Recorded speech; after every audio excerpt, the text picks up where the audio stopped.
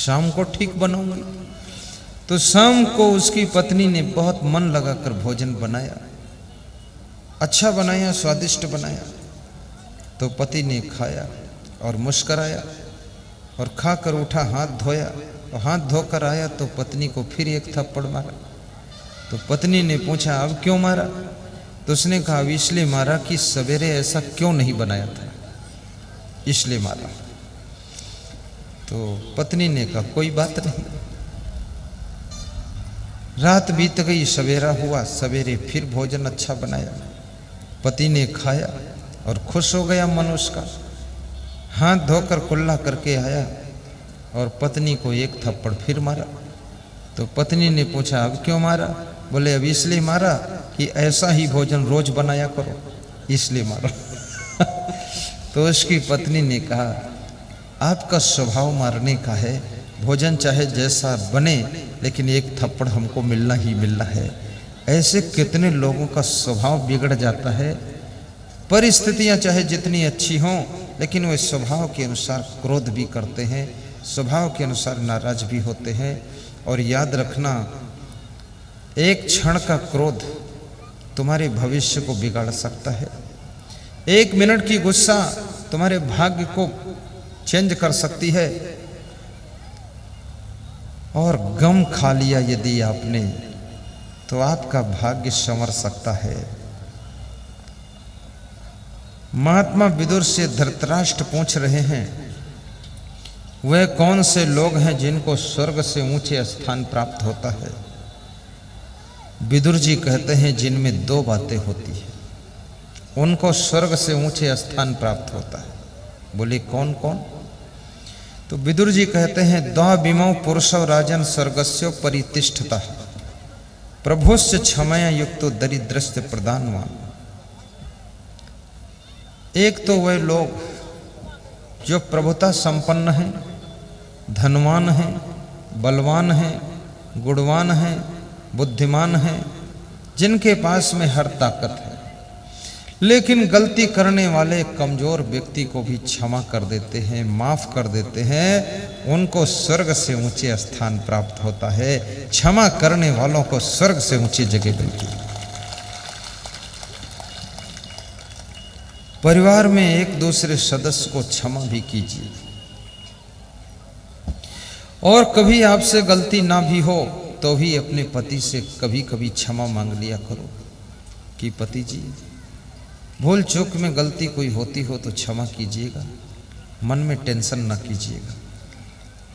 लेकिन क्षमा मांगना बहुत कठिन है।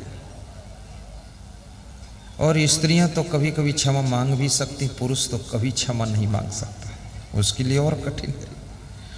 क्योंकि जब तुम क्षमा मांगते हो तो तुम्हारे अभिमान को चोट पहुंचती है और तुम्हारे भीतर बैठा हुआ अहंकार वो तुमको क्षमा मांगने से रोकता है कि क्षमा मत मांगना, नहीं तो मैं मर जाऊंगा। और अहंकार की मृत्यु होती है जब तुम क्षमा मांगते हो। और क्षमा मांगने से तुम्हारा मन बड़ा सरल हो जाता है।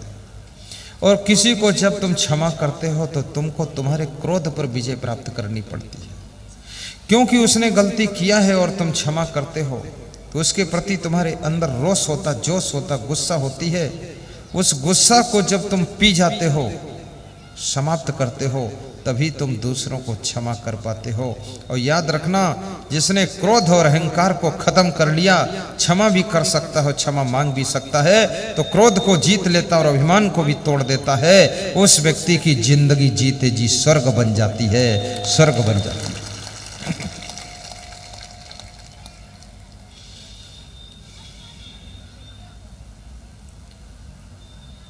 दरिद्रस्य प्रदानवान, विदुर जी कहते हैं, जो लोग गरीब हैं, जिनके पास में ज्यादा धन नहीं है, घर का काम चलता है, व्यवस्था बिगड़ती नहीं, इतना है, फिर भी वे कुछ न कुछ दान करते हैं धर्म प्रचार के लिए, सत्संग के लिए।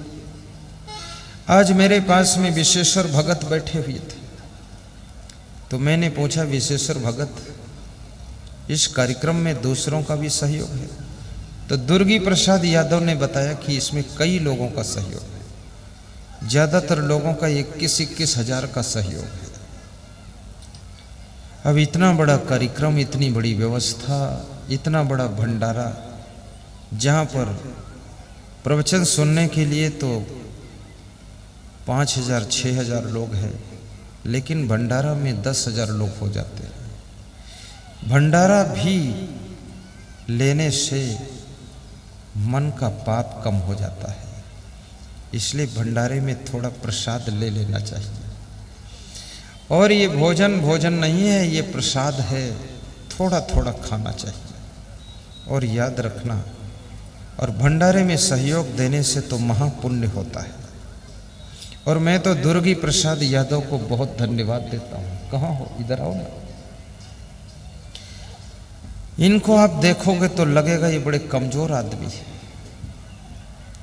इनका बड़ा विचित्र रूप है। ये है दुर्गी प्रसाद यादव, इधर आओ। इनके लिए ताली बजा दो जरा। एक माला दे दो ना, एक मिनट।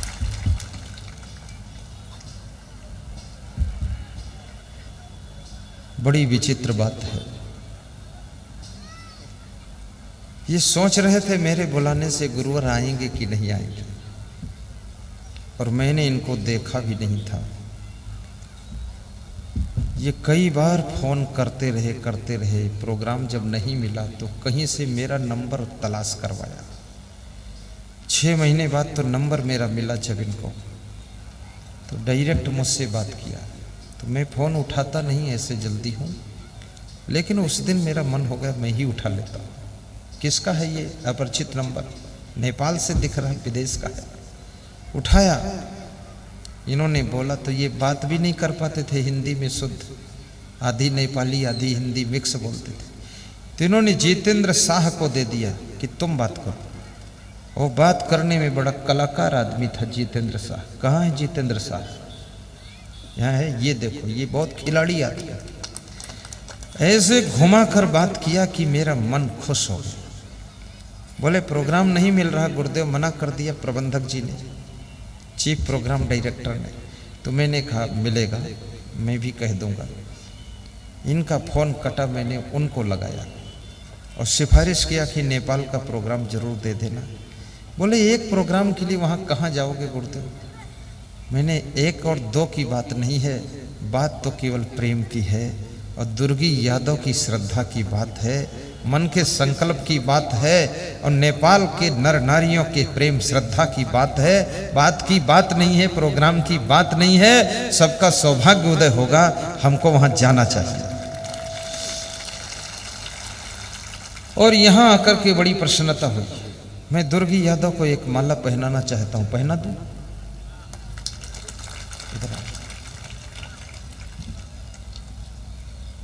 ये बहुत सीधे सरल व्यक्ति है। 40 साल से चतुर्दशी के दिन, आज के दिन ये भंडारा और कार्यक्रम करते हैं अपने घर पर। आज के दिन इनके घर पर जब मैं गया, कल तो पहुंच नहीं पाया, तो इनका मन बड़ा दुखी हुआ कि हमने बुलाया, हमारे घर आई नहीं। तो मैंने कहा तुम संतोष करो, गंगा जी को भागीरथ ने बुलाया था, लेकिन सबको तारने के लिए आई थी, खाली उन्हीं भागीरथ को नहीं तारा था। तो तुमने भी सत्संग की गंगा बुलाई है, तो ये सबको तारेगी, खाली तुम्हारे लिए नहीं। संतोष किया।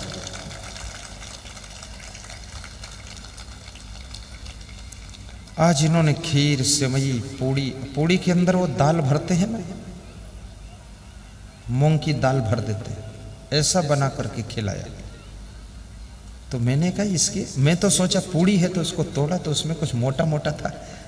तो मैंने कहा कुछ अंदर भरा हुआ है क्या? बहुत प्रेम से खाए। बोले आज मेरी 40 साल से आ रही चतुर्दशी को जो मैं प्रोग्राम करता था हर महीने में, आज मेरा प्रोग्राम पूरा सफल हो गया, पूर्णाहुति हो गई, आप भी शामिल हो गए।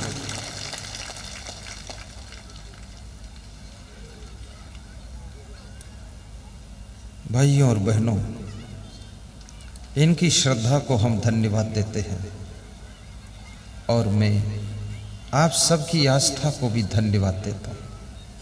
बड़ी प्रसन्नता की बात है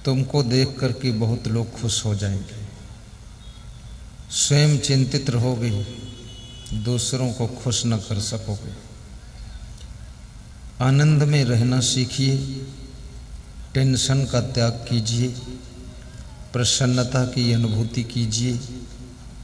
चिंता करने से 4 चीज़ों का नुकसान होता है।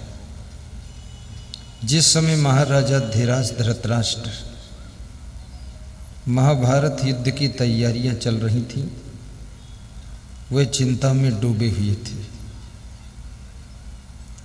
जिससे गलतियां बहुत होती हैं उसको चिंता बहुत होती है। जिसकी भावना गलत होती है उसको टेंशन बहुत होती है। जिसकी भावना ठीक है उसको बहुत कम टेंशन आती है। और जिससे गलतियां बहुत कम होती हैं उसको चिंता भी बहुत कम रहती है। और मनुष्य यहाँ महिलाओं का झुंड बैठा हुआ है। 2-4 महिलाएं ऐसी आई हैं जो दूसरी महिलाओं की चैन खींचना चाहती है। उनके अंदर गलत भावना है। गलत भावना के कारण वही महिलाएं टेंशन में हैं कि चैन खींचूंगी, यदि किसी ने पकड़ लिया तो क्या होगा। अब ये टेंशन है। अभी चैन खींचा नहीं है लेकिन फिर भी बेचैन हो रही है। गलत सोचने पर भी आपकी प्रसन्नता खत्म हो जाती है। नास्त बुद्धि अयुक्तस्य न च अयुक्तस्य भावना न च अभाव यतः शांति अशांतस्य कुतः सुखम। श्री कृष्ण अर्जुन को श्रीमद् भगवत गीता में समझाते हैं,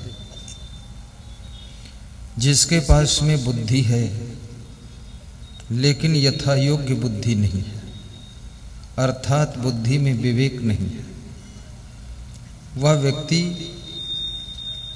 कभी शांति नहीं पाता है। यथा योग्य बुद्धि होना चाहिए। यथा योग्य बुद्धि किसे कहते हैं?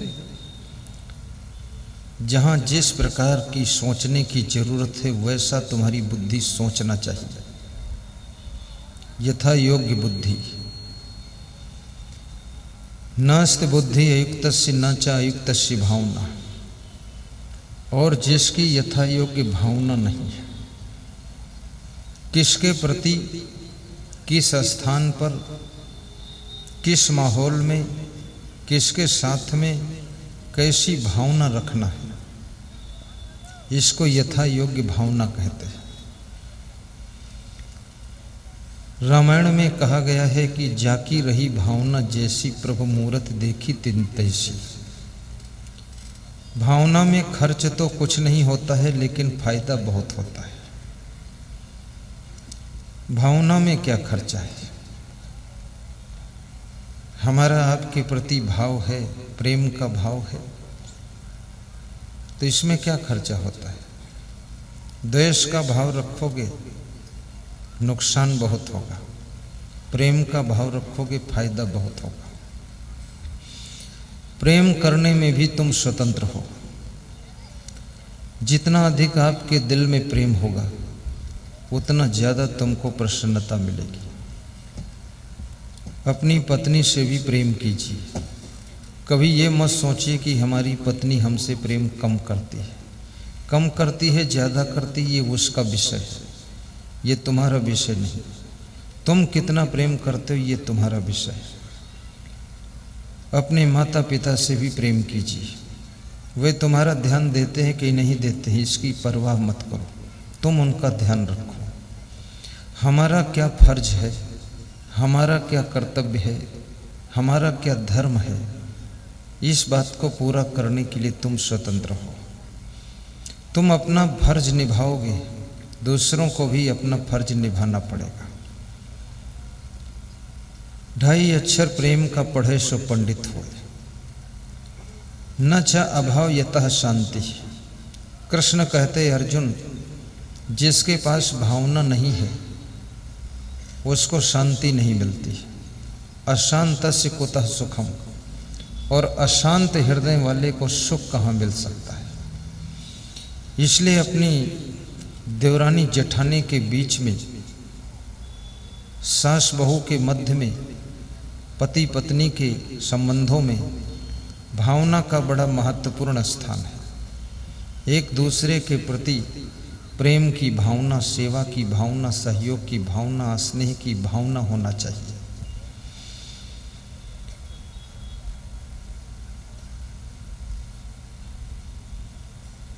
और भावना में धीरे धीरे भक्ति भाव भी आना चाहिए, सेवा का भाव भी आना चाहिए। धृतराष्ट्र चिंता की आग में जल रहे हैं, क्योंकि धृतराष्ट्र दुर्योधन के मोह में पड़ करके गलत डिसीजन ले रहे हैं। गलत डिसीजन लेने वाले लोग कभी निश्चिंत नहीं हुआ करते हैं। बार बार गलतियां करने वाले लोग कभी सुख नहीं पाया करते हैं। दूसरों को सताने वाले लोग शांति नहीं पाते हैं। दूसरों की मदद करने वाले लोग अकारण खुश रहा करते हैं। जिनके रग रग में परोपकार भरा हुआ है, उनकी प्रसन्नता कभी कम नहीं होती है। और जिनका मन अकारण प्रसन्न रहता है, उनको टेंशन देना बहुत कठिन काम होता है। दूसरों को टेंशन देने वाले कभी खुश नहीं रहा करते हैं। दूसरों की चिंता को दूर करने वाले कभी चिंतित नहीं होते हैं। दूसरों का बिस्तर छीनने वाले लोग विश्राम नहीं पाते हैं। दूसरों की रोटी छीनने वालों की भूख छिन जाती है। और दूसरों को परेशान करने वालों की आराम खत्म हो जाती है। और दूसरों को सुख देने वालों का सुख बढ़ता चला जाता है। और दूसरों के प्रति जीने वाले लोग धरती के जीते जागते भगवान कहे जाते हैं। अपने लिए तो पशु पक्षी भी जीते हैं, पेट के लिए, अपने बेटा बेटी के लिए अपना घोंसला बनाने की कला तो पशु पक्षियों को भी मालूम है। यदि तुमने केवल अपना मकान बना लिया, कोई बहुत बड़ी बात नहीं है। अपना घर एक चिड़िया भी बना लेती है। यदि तुमने अपने बेटा बेटी का पाल पोस कर बड़ा कर दिया, तुम सोचते हो मैं बड़ी बहादुरी का काम किया हूँ। ये कोई खास बात नहीं, ये तो छोटे छोटे पंछी भी कर लेते हैं। जब तुम दूसरों के बेटा और बेटी के लिए, दूसरों के पेट और पेटी के लिए और दूसरों की जिंदगी के लिए कुछ करना शुरू करते हो, तब तुम इंसान की श्रेणी में खड़े होते हो। अन्यथा पशु पक्षी की कैटेगरी में तुम्हारा नंबर रहता है। बहुत बड़े नीतिकार चाणक्य ने कहा है कि आहार निद्रा भय मैथुनानि सामान्य चैमानि नरणाम पशुनाम ज्ञानम नराणाम अधिको विशेषो ज्ञाने हीना पशु भी समाना। आहार, नींद, भय और मैथुन ये पशु पक्षी भी करते हैं, मनुष्य भी करता है। अगर इतना करने में ही उम्र गंवा दी तो पशुओं से अधिक तुमने कुछ भी नहीं किया, चिड़ियों से ज़्यादा कुछ नहीं किया। और सज्जनों याद रखना, चाणक्य कहते हैं मनुष्य जीवन की विशेषता ज्ञान प्राप्त करने में है। जिसको मनुष्य के रूप में भी ज्ञान नहीं प्राप्त हुआ, वो दो पैर का पशु है। येषाम न विद्या न तपो न दानम न चाप शीलम गुणो न धर्मा ते मृत्यु लोके भूई भार भूता मनुष्य रूपेण मृगाश्चरन्ति। जिसके पास विद्या नहीं, ज्ञान नहीं, धर्म नहीं, तप नहीं, दान नहीं, तप किसे कहते हैं? धर्म की रक्षा के लिए कष्ट सहना तप है। दान किसे कहते हैं? जो दूसरों की सेवा सहयोग में दिया जाता है उसको दान कहते हैं।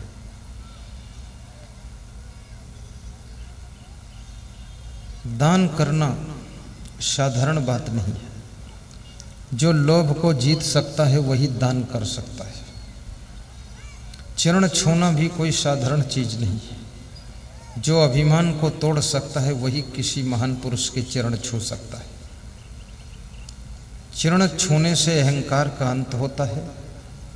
दान करने से लोभ की मृत्यु होती है। और भक्ति करने से धीरे धीरे मोह कम होता है। और याद रखना, भजन करने से पाप का वजन घटता चला जाता है। जो लोगों के पास में दान, तप, सेवा, विद्या, कला, गुण नहीं है, वे धरती के ऊपर भार के समान रहते हैं और पशु की तरह विचरण कर रहे हैं। आपने देखा होगा, यदि भारत देश से पाकिस्तान को कौवा जाना चाहे, शेर बाघ जाना चाहे, कबूतर जाना चाहे, तो कोई जांच नहीं है, जा सकते। लेकिन आदमी जाना चाहे तो परमिशन लेना पड़ेगा। शेर बाघ से भी ज़्यादा खतरनाक आदमी है, क्योंकि आदमी जब गलतियां करता है तो एक साथ में हजारों को भी मारता है।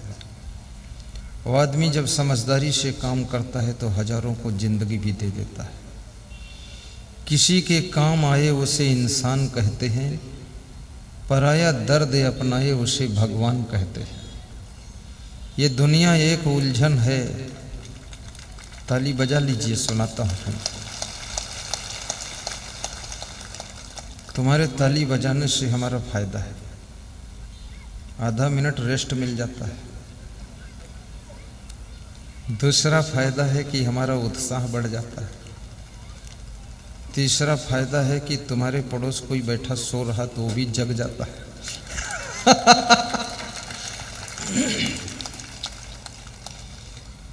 चौथा फायदा है तुम्हारी टेंशन भी कम हो जाती है। पांचवा फायदा है ब्लड प्रेशर, शुगर और पैरालिसिस, ये बीमारियां भी कंट्रोल हो जाती है ताली बजाने से।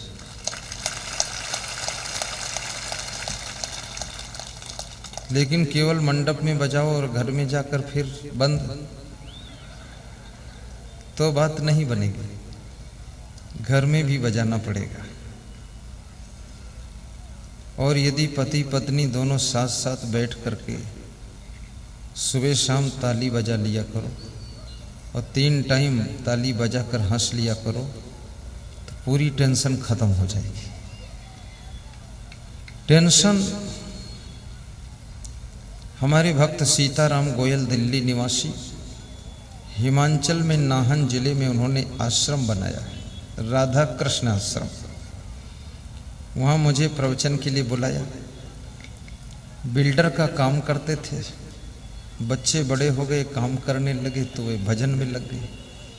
तो उन्होंने बताया कि मेरी शुगर 400 पर थी, बीपी रोज नापा जाता था, और मैं अब ताली बजाकर थोड़ा राधा के गीत गाता हूँ और नाचता रहता हूँ, सारी शुगर खत्म हो गई है, बीपी ठीक है, कोई बीमारी नहीं है, अब मैं बिल्कुल ठीक रहता हूँ। बादल कहीं दूर गरजते हैं, मेघों के बीच में बिजली चमकती है और बादलों की गरजाहट होती है बड़ी दूर कहीं, लेकिन मयूर नाचना शुरू कर देता है, मयूर बोलना शुरू कर देता है। मयूर को मस्ती आ जाती है, मयूर डांस करने लग जाता है। विचार करना, आपकी जिंदगी में भी कहीं दूर सुख दिखाई दे तो भी आपको मस्ती आनी चाहिए, और इस दुनिया के अंदर सारी जिंदगी तुम्हारी प्रैक्टिस और आदत में बंधी हुई है। छोटी छोटी बातों में उलझने की आदत छोड़िए, छोटी छोटी समस्याओं की शिकायत मत कीजिए, छोटी छोटी परेशानियां अपने पति से मत कहिए, अपने माँ बाप को भी मत बताइए, सब पी जाइए और फिर से मुस्कराइए। जिंदगी गुलशन भी है और जिंदगी मधुबन भी है, जिंदगी गुलशन भी है, जिंदगी मधुबन भी है, और चूक जाओगे अगर तो जिंदगी दुश्मन भी है, जिंदगी दुश्मन भी है।